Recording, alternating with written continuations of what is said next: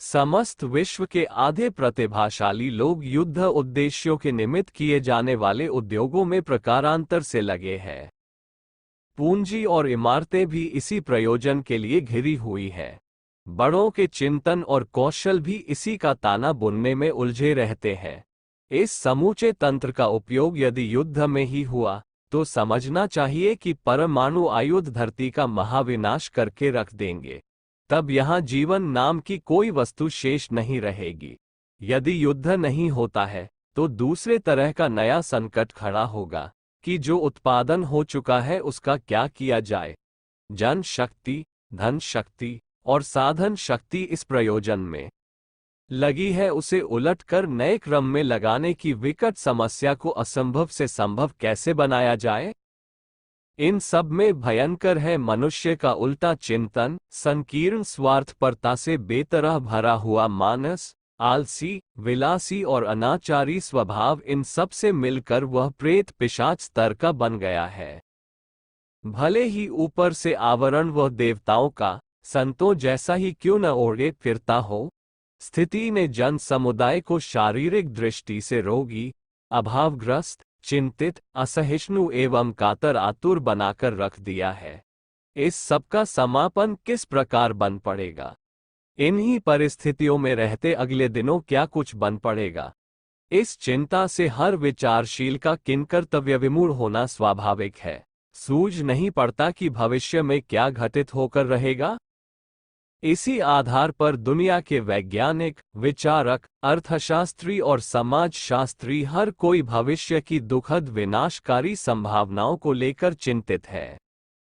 भविष्य में क्या होगा, निश्चित तौर पर इसका कोई उत्तर नहीं दिया जा सकता। भविष्य अविज्ञात है, उसके संबंध में पहले से कुछ नहीं कहा जा सकता। नियति का ऐसा कोई निर्धारण नहीं है कि अमुक घटनाक्रम अमुक प्रकार से ही घटित होगा। परिस्थितियों के अनुसार भविष्य की कल्पनाएं अथवा संभावनाएं उल्टी भी हो सकती है। फिर भी तथ्यों के आधार पर भावी संभावनाओं का बहुत कुछ अनुमान लगाया जा सकता है और वह करीब करीब सही होता है।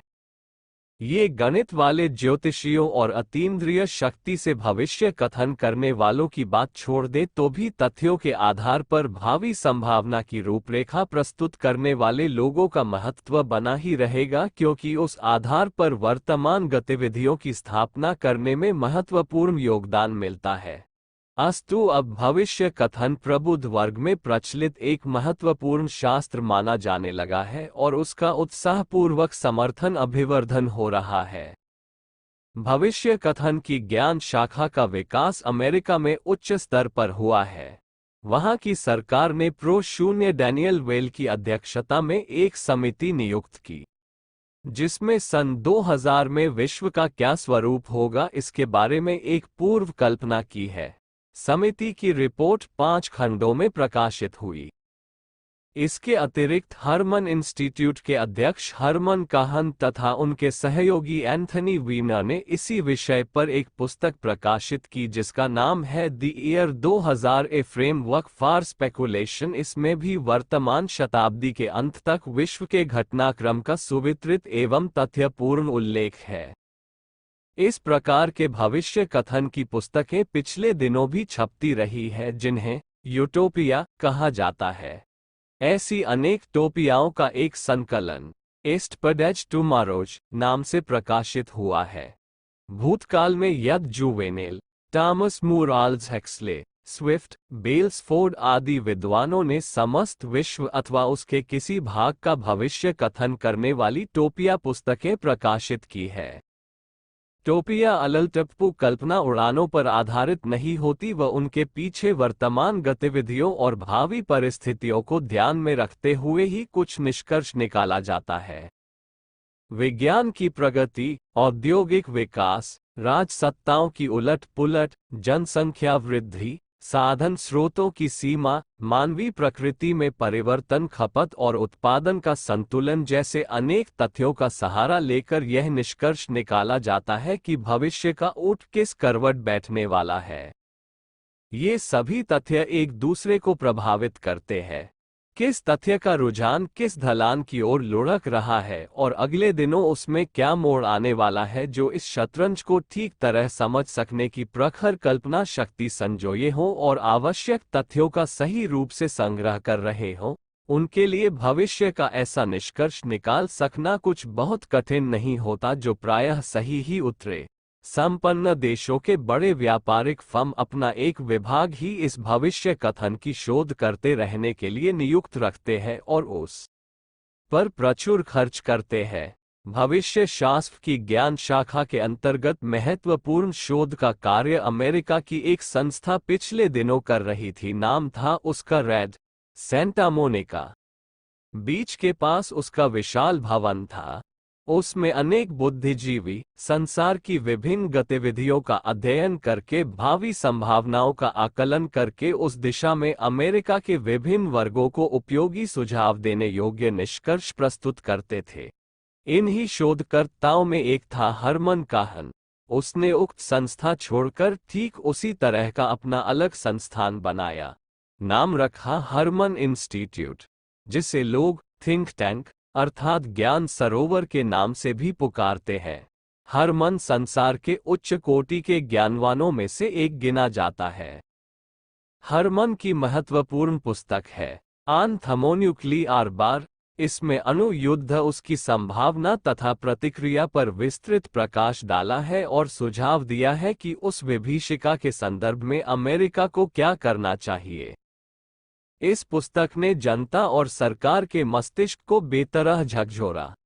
पुस्तक की जहां उसके प्रकाशक ने भूरी भूरी प्रशंसा की, वहां लेखक को इडियट जीनियस कहकर तिरस्कृत भी किया गया।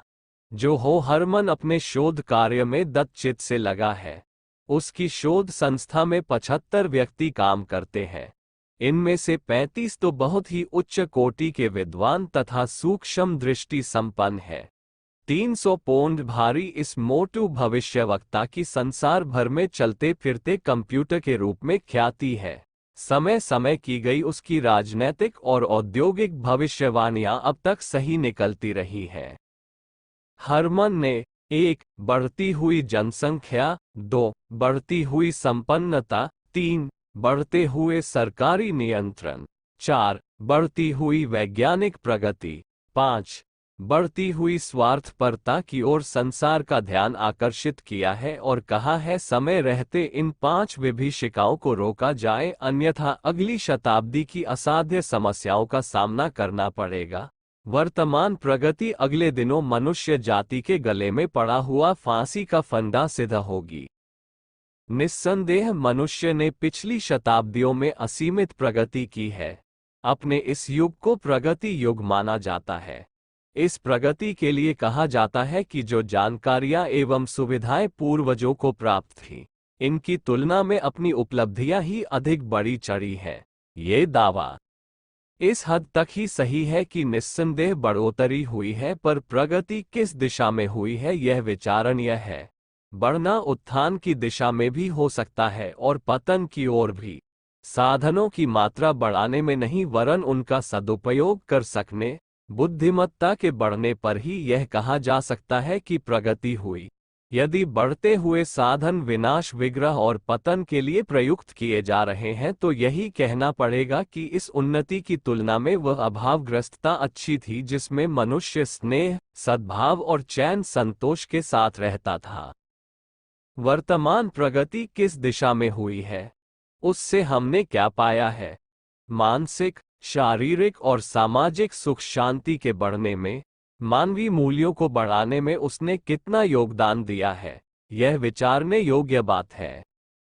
यूरोप का सबसे प्रगतिशील व्यवसाय देश है पश्चिमी जर्मनी और इस महाद्वीप का सबसे अधिक संपन्न देश है फ्रांस। इन दोनों देशों की प्रजा बहुत सुसंपन्न और साधनों से भरपूर है। इस समृद्धि का उपयोग व्यक्तिगत विलासिता के अतिरिक्त और भी हो सकता है, ये सोचने की उन्हें फुर्सत नहीं है। विलासिता की मस्ती ही उन्हें जीवन की उपलब्धि प्रतीत होती है। अकेले पेरिस नगर में 1500 क्लब ऐसे हैं जिसमें युवा नर नारी निर्वसन होकर नृत्य करते और राग रंग में लीन रहते हैं। नशेबाजी आकाश चूमने लगी है। पूर्वी जर्मनी में 4 लाख पुरुष और 2 लाख स्त्रियां ऐसी हैं जो अहनिश नशे में चूर पड़े रहते हैं। फ्रांस में 1 लाख आबादी के पीछे हर साल 20 व्यक्ति नशे की अधिकता से दुर्घटनाग्रसित होकर बेमौत मरते हैं। अमेरिका में नशेबाजी के कारण मरने वालों की वार्षिक संख्या 3,50,000 पहुंच चुकी है। रूस जब अमेरिका से हर क्षेत्र में बाजी मारने में कटिबद्ध है तो नशेबाजी में ही पीछे क्यों रहे। उस देश में 20 अरब रूबल अर्थात भारतीय सिक्के के अनुसार 200 अरब रुपये की वोदका शराब पी जाती है। अस्त व्यस्त, अनिश्चित, आशंकाग्रस्त एवं एकाकी जीवन का तनाव इतना भारी पड़ रहा है कि लोग नींद की गोली खाए बिना मस्तिष्कीय उत्तेजना से पीछा छुड़ा ही नहीं पाते। यह नींद की गोलियां दैनिक आहार में शामिल हो गई हैं। दिन दिन बढ़ता तनाव नशीली गोलियों का घटता प्रभाव अधिक मात्रा में सेवन करने के लिए विवश करता है। उस समय तो लगता है कि अनिद्रा की व्यथा से छुटकारा पाने का अस्त्र हाथ लग गया, किंतु शरीर के सूक्ष्म संस्थानों में यह विषाक्तता इतनी गहराई तक घुस जाती है कि उनमें विविध प्रकार की व्याधियां उठ खड़ी होती हैं। संतानोत्पादन पर तो नशेबाजी का और भी बुरा प्रभाव पड़ता है। अमेरिका में हर वर्ष 2.5 लाख बच्चे विकलांग पैदा होते हैं। पिछले वर्ष ऐसे बच्चों की संख्या 1.5 करोड़ से ऊपर निकल गई थी। इंग्लैंड में हर 40 नवजात शिशुओं में एक विकलांग या अर्ध विक्षिप्त उत्पन्न होता है। हांगकांग में 87 के पीछे एक, स्पेन में 75 के पीछे एक, ऑस्ट्रेलिया में 53 के पीछे एक बच्चा विकलांग पैदा होता है। इसका एकमात्र कारण नशेबाजी की नर एवं नारियों में बढ़ती हुई आदत, रात को नींद की गोली लेना ही माना गया है। विवाहों और तलाकों की अमेरिका में उत्साह के साथ धूम है। 19,13,000 नए विवाह और 5,34,000 तलाक। हर 3.5 विवाहों में से एक को तलाक लेनी पड़ती है। उस देश में इन दिनों 3 करोड़ महिलाएं विवाह के झंझट में फंसने की अपेक्षा नवविवाहित जीवन यापन कर रही हैं और प्राप्त हुए कटु अनुभव को दोबारा दोहराने की हिम्मत नहीं कर रही हैं। पारिवारिक भ्रष्टता का बच्चों पर कितना बुरा असर पड़ता है, इसका अनुमान इस एक ही जानकारी से लगा जाता है कि 18 वर्ष की आयु तक पहुंचने से पूर्व ही हर 6 में से एक अमेरिकी लड़के को किसी बड़े अपराध में जेल की हवा खा लेनी पड़ती है।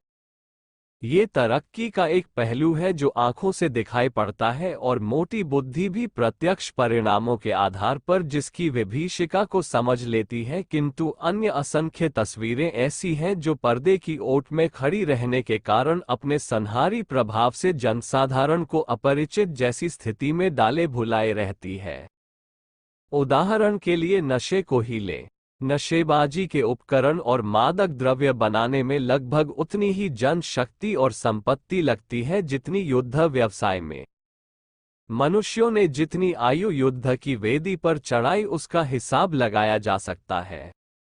मनुष्य की औसत आयु 60 वर्ष की मानी जाए और युद्ध में मरने वालों की औसत उम्र 35 साल, तो ये कहा जा सकता है कि औसत सैनिक ने अपनी 25 वर्ष की आयु युद्ध देवता की वेदी पर समर्पित कर दी।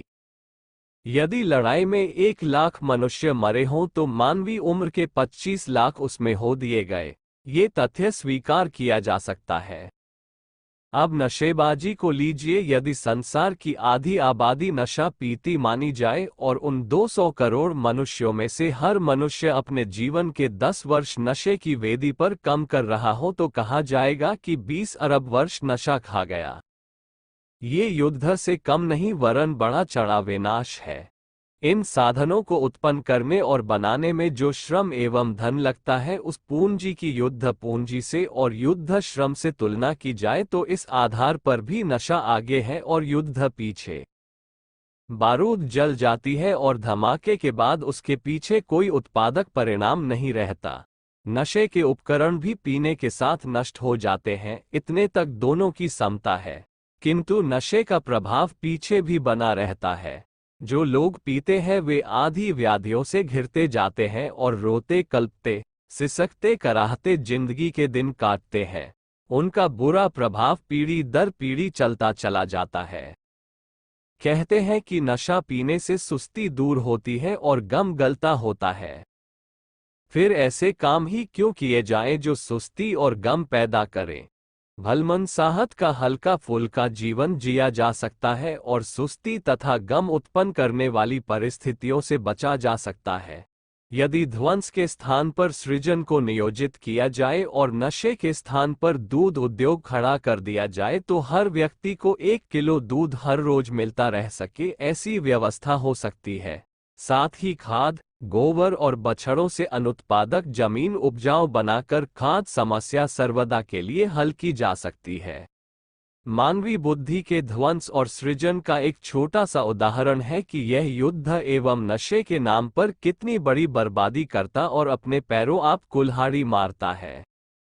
ये तो मानवीय बुद्धि के दुरुपयोग की ही चर्चा हुई है।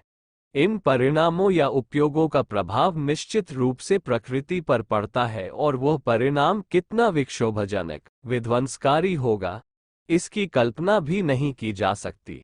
प्रकृति विक्षोभ की प्रतिक्रिया मानवीय अस्तित्व के लिए किस प्रकार संकट प्रस्तुत कर देगी, यह जनसंख्या वृद्धि, वायु और जल प्रदूषण तथा प्रकृति के दोहन से उत्पन्न विकृतियों के रूप में देखा समझा जा सकता है, जिनका विवेचन विश्लेषण समय समय पर अधिकृत प्रतिभाओं तथा विद्वानों द्वारा किया जाता रहता है।